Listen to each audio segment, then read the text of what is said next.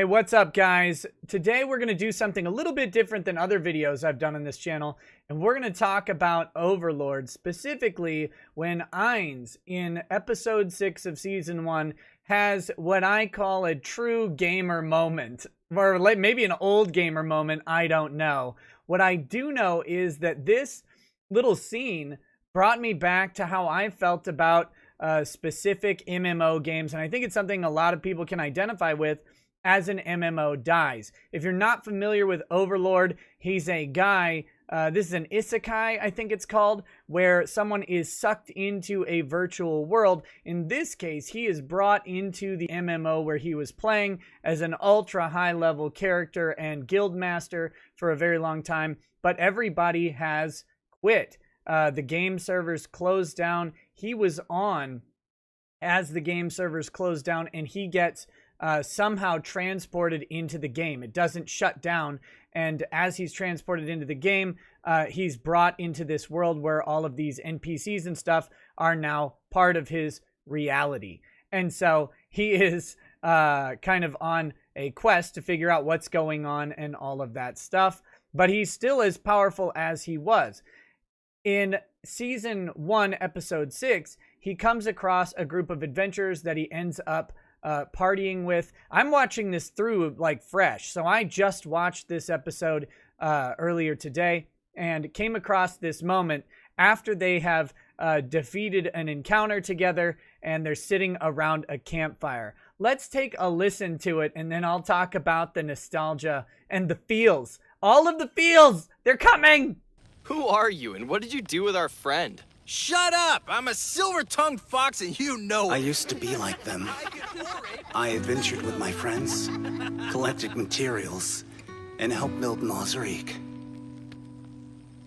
You all seem very close. Is it common for adventurers to get along? Yeah, we all trust each other with our lives. It helps that our team is nothing but guys, too. Throwing a girl into the mix would be distracting. I think our greatest strength comes from sharing a common goal. It keeps us focused on the future. You're lucky. Amazing things happen when everyone shares the same goal. Were you on a team, Mr. Momon? It wasn't as an adventurer, but yes, I was. Once, when I was weak and alone, a holy knight clad in white armor saved my life. He led me to the people I would eventually call my comrades. It changed me forever. They were the best allies I could ever hope for. More than that, they were friends, family. I will never forget the days I spent with them as long as I live. Ainz Gone. You were the world to me. Oh, and that last line truly nails it, right?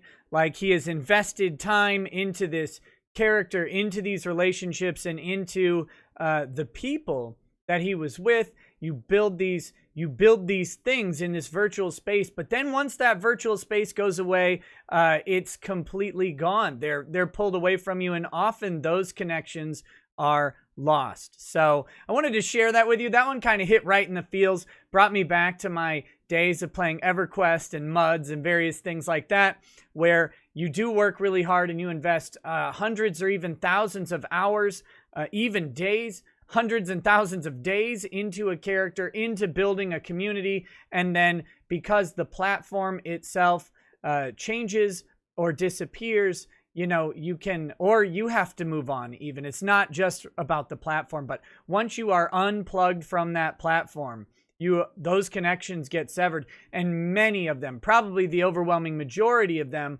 are severed permanently.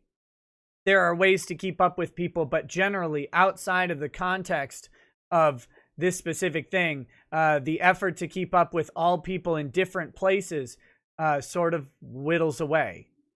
And you lose some of the commonality that you had in the game itself. So I thought this was a great clip. It really captured that. There are other parts of Overlord that kind of touch into sort of these realities that go around the social construct of massive multiplayer games. But this one I thought was the first time where they really nailed it. They really nailed it. Anyway, check this anime out if you haven't seen it. It's goofy. It's fun. It's also got lots of high fantasy and action and blood, but it has a lot of that sort of typical anime humor built into it as well, and a lot of people really like that. For me, I kind of want just the action and blood, and I could use a little bit of less of the Japanese humor. I don't find it as funny, but I like the rest of it so far. We'll continue watching, and if I find more interesting clips, I'll bring them here. All right, guys, thanks a bunch. Have a good day. Peace. Peace.